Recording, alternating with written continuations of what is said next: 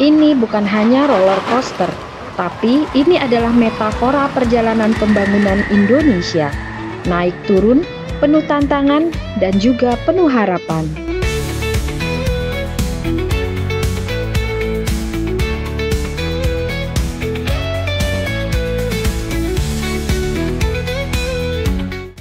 Hai teman-teman, pernah naik roller coaster? Pasti seru kan? Ada naik turunnya. Nah, pembangunan di Indonesia juga mirip-mirip. Ada masa-masa kerennya, ada juga masa-masa sulitnya. Ayo kita bahas. 1. Zaman Orde Lama tahun 1945 hingga 1966. Kondisi awal. Indonesia baru merdeka, masih banyak masalah kayak ekonomi yang masih belum stabil. Politik juga nggak jelas, banyak pemberontakan di berbagai daerah. Dan inflasi tinggi, kita juga masih berjuang mempertahankan kemerdekaan dari Belanda.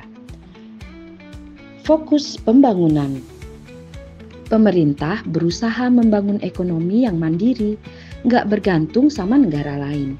Kita juga mulai membangun infrastruktur dasar seperti jalan, jembatan, sekolah, dan rumah sakit. Salah satu upaya pemerintah adalah dengan membuat rencana pembangunan 5 tahun atau yang disebut Repelita yang pertama tahun 1956. Tantangan. Wah, tantangannya banyak banget saat itu. Ekonomi lagi susah, politik juga nggak banyak stabil. Jadi pembangunan agak terhambat. Inflasi tinggi bikin harga-harga barang menjadi naik.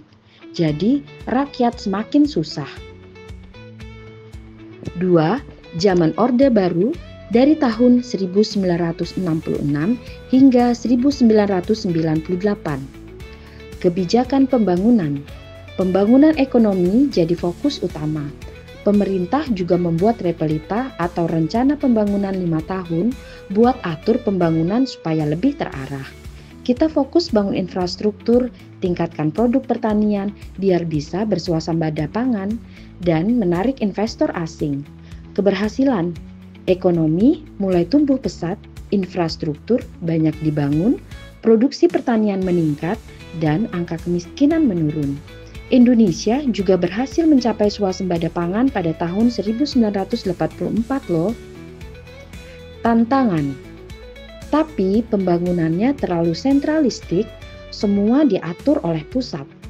Korupsi juga banyak, dan orang kaya makin kaya, yang miskin malah semakin miskin. Kebebasan berpendapat juga dibatasi. Akibatnya, muncullah krisis ekonomi pada tahun 1998 yang berujung pada lengsernya Presiden Soeharto.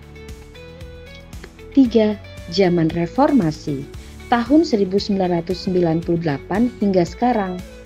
Perubahan paradigma pembangunan lebih fokus ke demokrasi, desentralisasi di mana daerah punya wewenang yang lebih besar, dan good governance atau pemerintahan yang bersih dan transparan.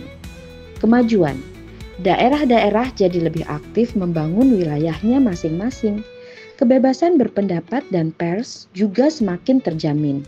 Tantangan. Korupsi masih jadi masalah. Kesenjangan sosial belum hilang.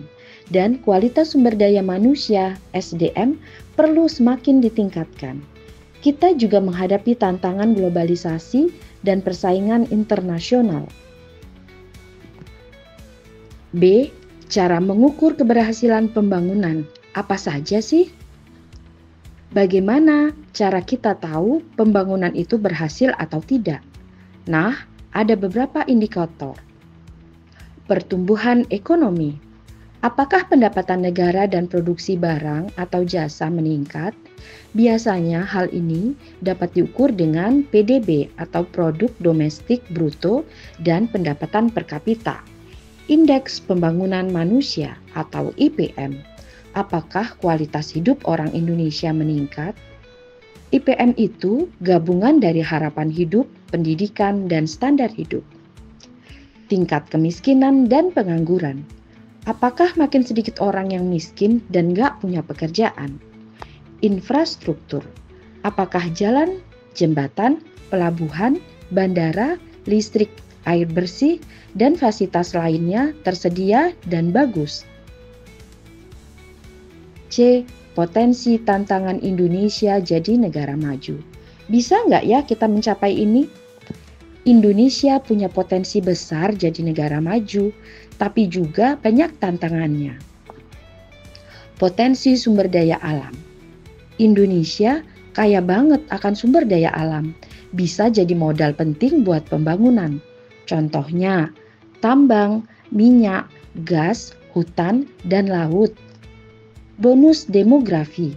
Banyak anak muda usia produktif, ini bisa jadi kekuatan ekonomi kalau SDM-nya bagus. Tantangan, kualitas pendidikan harus ditingkatkan biar SDM kita bisa bersaing di tingkat global.